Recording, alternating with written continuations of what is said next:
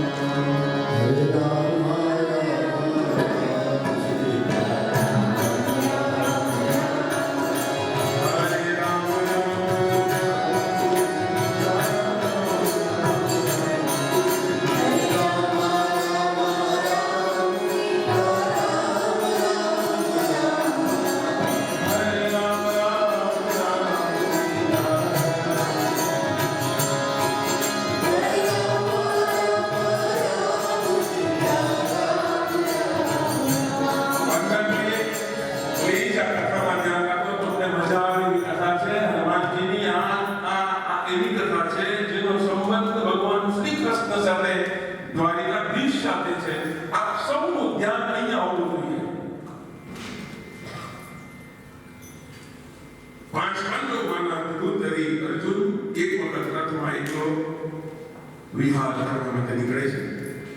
નક્કી કર્યું છે કે આજે ઘોડો જ્યાં લઈ જાય ત્યાં વિહાર કરવો છે. અને ઘોડો ગયો છે દક્ષિણમાં. દક્ષિણમાં જઈને અર્જુને રામેશ્વરમની અંદર જઈ રામેશ્વરમના દર્શન કર્યા છે. આજુબાજુ ભગવાન જોયું છે કે એક વાનર બેઠો છે. અને વાનરની પાસે જઈને અર્જુને પૂછ્યું કે કોણ છો? હનુમાને કહ્યું છે કે સમુદ્રની શિલા જે છે 100 યોજનનો જ્યાં સેતુ બાંધ્યો છે, જ્યાં નિર્માણ કર્યું છે, એ શ્રી રામચંદ્રનો હું સેવક છું. અને જ્યાં સેતુની વાત આવી અને અર્જુન તો મનોમન હસવા લાગ્યા. અને હનુમાનજી કેમ પૂછો છો? મસ્કરી કરો છો મારા ભગવાનની? હનુમાનજી કહે છે કે અર્જુન કહે છે કે મસ્કરી એટલા માટે કરું છું કે તમારો રામ ભગવાન એને બાળથી સેતુ બનાવ્યો. પથ્થરથી સેતુ બનાવ્યો, એને કરતા બાળથી બનાવવામાં શું વાંધો? કારણ કે ભગવાન રામનું તો અમોઘ બાળ છે. એટલે હનુમાનજીએ કહ્યું કે પણ એ બાળથી જો સેતુ બનાવવામાં આવે તો અમારા જેવા માંડવા ઉપર ચડે તો તૂટી જ જાય. એટલે અર્જુન કે ભૂલ કરો છો તમે.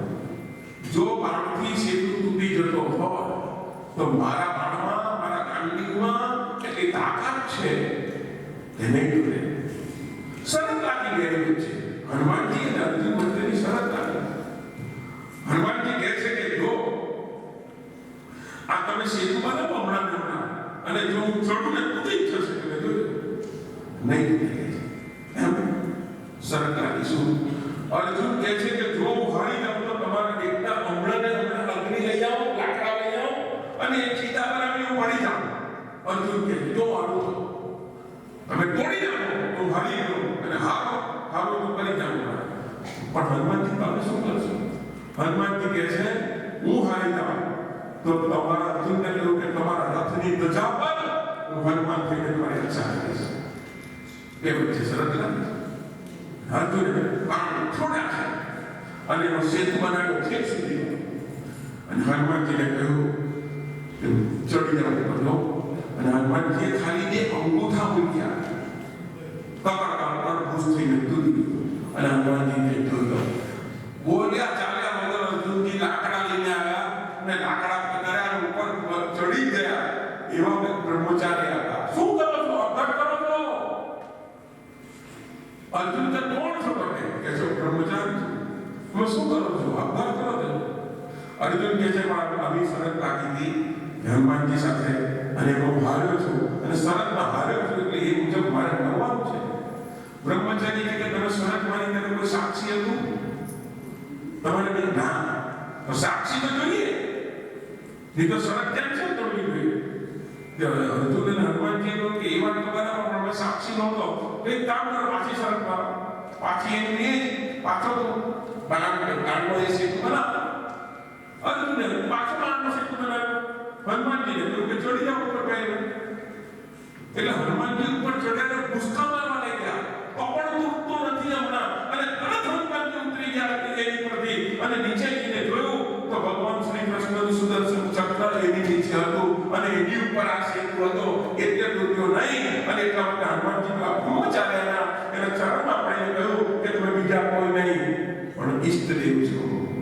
તમે સ્વયં કૃષ્ણ છો અને કૃષ્ણ ત્યારે પ્રગટ થયા છે અને કૃષ્ણએ કહ્યું કે આ તમે બંને મારા ભગત છો, તમે બંને મારા ભગત છો. એ હનુમાનજી તમે હારી ગયા કહેવાય અને એટલા માટે થઈને આજથી તમારે અર્જુનના રથ ઉપર એની ધ્વજાની અંદર તમારે સદાય માટે રહેવાનું અને જ્યારે યુદ્ધ થશે મહાભારતનું ત્યારે પણ અર્જુનની રક્ષા કરવાની આ કામ છે. હનુમાનજી કેમ અર્જુનના એની પર ચડ્યા એનું કારણ આ છે. જ્યારે ભગવાન શ્રી કૃષ્ણએ અર્જુનને ગીતા સંભળાવી છે મહાભારતના યુદ્ધ વખતે અને ત્યાંની ઘટના છે અને એને ગીતા સાંભળી કોણે? અર્જુને પણ સાંભળી અને હનુમાનજીએ પણ સાંભળી. અને ગીતા જેને સાંભળી ભગવાન શ્રી કૃષ્ણએ હનુમાનજી સામે જોયું ને કહ્યું કે તમે સાંભળી ગીતા? કે હા. તો તમને વાત નથી કે જે તમારે ગીતા સાંભળીને નીચે ઉતરવું જોઈએ ને, તમે વક્તાની ઉપર ચડી ગયા, એની ઉપર કેમ ચડ્યા? કે તમને દોષ લાગશે. તો હનુમાનજી કહે છે કે મને સ્વીકાર છે, મારે શું કરવાનું? કે તમે પિશાચ યોનીમાં જાઓ. હનુમાનજીને આ જે છે તે હું તમે સર્ચ કરશો તો પણ કદાચ મળશે. પિશાચ યોનીમાં તમારે જવાનું અને પ્રાયશ્ચિતના ભાગરૂપે ગીતા પર એક ભાષ્ય લખો અને એ ભાષ્ય લખો એટલે તમારું જે અત્યારે તમારો દોષ છે એ મટી જશે.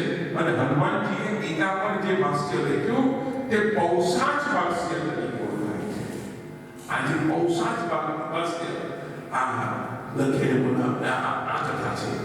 તો હનુમાનજી એ અર્જુનના રથની ધજાઓ પર કેમ છે એની કથા અને અંતિમ કથા હનુમાનજી બંદીવાન હનુમાન એની કથા અને પછી આપણે પરમ કથા કરવી. જગતમાં સૌથી સરળ કોઈ દેવ હોય તે હનુમાનજી છે. હનુમાનજીને આંકડાના ફૂલ અને થોડું તેલ ચડાવો એટલે રીઝી જાય. પણ એક વિશેષ છે હનુમાન. તમે અત્યાર સુધીમાં હનુમાનજીને લાડુ ધરાવો છો હનુમાન ચાલીસા વખતે એ કેમ? કાકો જાણે એ કેમ નહીં કહું તમને. હનુમાનજીને લાડવા બહુ પસંદ. કોઈ પણ જાતના લાડવા, એવું નહીં કે ગૌવન જોઈએ કે કોઈ પણ પ્રકારના લાડવા હનુમાનજીને પસંદ છે. હવે બનેલું એવું જગન્નાથપુરી એના જગન્નાથ ત્યાં દરિયો છે, સમુદ્ર છે. હવે જગન્નાથપુરીની પાછળ સમુદ્ર એવો લાગ્યો કે થોડા દિવસે સીધો સમુદ્ર અંદર ચાલી આવ્યો. ત્યાં જગન્નાથપુરીના મંદિરમાં આજે પણ જે કહું છું કે આજે પણ છે ત્યાં તો અંદર સમુદ્ર જેવો મંદિરની અંદર આવી જાય તો પેલા પંડા અને બધા છે બધા પણ અંદર વયા જાય. ભગવાને રામ ભગવાનને વાત કરી કે આનું કઈ રસ્તો કાઢો. તમારા વંશજો જે સદર રાજા એમને જેમ કે અમને ખોદ્યા છે, સદર પરથી સાગર એને અમને ખોદ્યા છે અને હવે અમને તમે તમારા માણસો આવું કરે કેમ ચાલે? ભગવાન રામે સાગરને સમજાવ્યો એટલે સાગર થોડો સમય તો ઠીક રહ્યો પણ પાછું એવું એ પાછા જગન્નાથજી ભગવાન રામ પાસે ગયા અને કહે છે કે અમારે કેમ જીવવું? રામચંદ્રજી હનુમાનજીને બોલાવ્યા અને હનુમાનજીને કહ્યું છે કે આજથી આપણે જવાબદારી સોંપું છું. જગન્નાથપુરીને તમારે ડૂબાડતા બચાવવાની છે, આ તમારું કામ. હનુમાનજી ગદા લઈ અને સમુદ્રની પાસે ઉભા રહ્યા. હવે સમુદ્ર અંદર આવતો નથી, તાકાત છે હનુમાનજીની. હવે સમુદ્ર અંદર નથી આવતો પણ રોજ આજની તારીખમાં પણ તમે જગન્નાથ જાઓ તો સૌથી વધારે ભાગ જ આપે તમને. ભાગ ચોખો એ તમારે એ જ ખાવાનું. હનુમાનજીને તો આવા ખાવા છે, ચોખ્ખો રોજ ખાવો પડે. એટલે હનુમાનજી વિચાર કરે એક કામ કરો, દિવસે અહીંયા ને રાત્રે અયોધ્યાના રસોડામાં લાંબા 15 ટાઈમ બોલે છે. એટલે હનુમાનજી રાત્રે ગયા અયોધ્યા જઈને લાંબા ખાઈને હવાર આવી ગયા. હવે આ કેવું પડી ગઈ હનુમાનજીને? 10-15 દિવસ એકમાં જાય. આ વાતની સમુદ્રને ખબર પડે કે આ જાય છે. એટલે એક વખત જેવા હનુમાનજી ગયા, પાછો સમુદ્ર ગયો, સીધો મંદિરની અંદર બધા પંડા ઘસડી ગયો. હવે જગન્નાથજી પાછા હનુમાનજી પાસે આવ્યા, હનુમાનજીને બોલાવ્યા. હનુમાનજીને કહ્યું કે તમે શું નોકરી કરો છો, ચોકીદારી શું કરો છો? હનુમાનજી કહે છે જવાબ કર્યો, આઈ એમ સોરી માય ડિયર, પણ મારે લાડવાનું ગુરુ જે છે એટલે હિમાતું નથી. આ લોકો ભાત ખાઈ ને મને ડાયાબિટીસ કરી દે.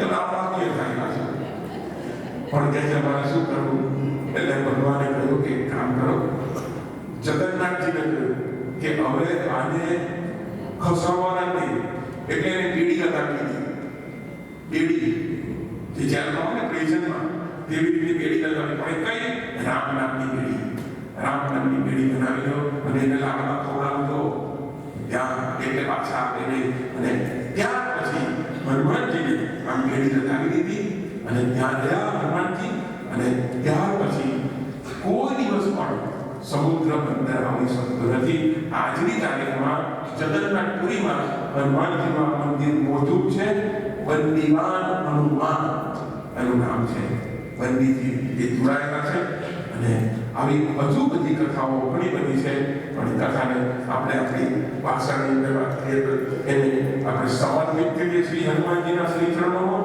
હવે આપણે જઈએ છીએ અશ્વમેઘ તીર્થની ઉનાવણી થઈ ટૂંકમાં જલ્દીથી વાત કરી લો સીતાનગરે પોતાની માતા અને પૃથ્વીના ઉદરમાં સમય જવાનું નક્કી કર્યું છે ભગવાને કહ્યું છે કે મારે પણ મારી લીલા સંપન્ન કરવાનો સમય આવ્યો છે હનુમાનજીને કહ્યું કે તમે સ્વધામ જાણો છો પણ હે હનુમાનજી તમારે મારી સાથે આવવાનું નથી તો મારે શું કરવાનું કહે છે કે તમારે પૃથ્વી પર શાંતિની સ્થાપના કરવાની સંસારીઓને પ્રેમ પ્રાપ્ત કરાવવાનો પ્રેમ પદાર્થનો પાઠ શીખવવાનો આપ જ્યારે સ્મરણ કરશો હે હનુમાનજી ત્યારે હું આવી જઈશ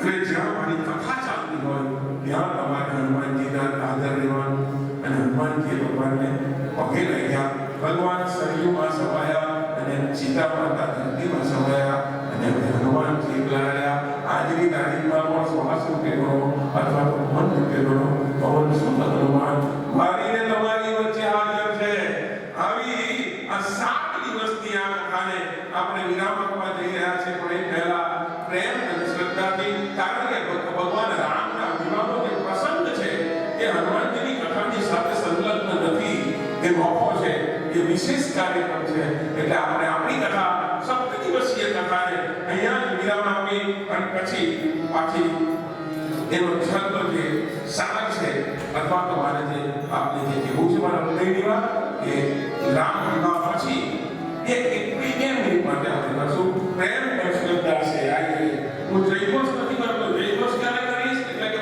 કમ્પ્લીટ પૂર્ણાવતી રામ વિવાહ રામ ભગવાનના વિવાહ થઈ જાય ત્યાર પછી જયઘોષ કરીશું કથાની પણ અત્યારે ઔપચારિક રીતે કથાને અહીંયા શાંતિથી વિરામ આપીએ હરે રામ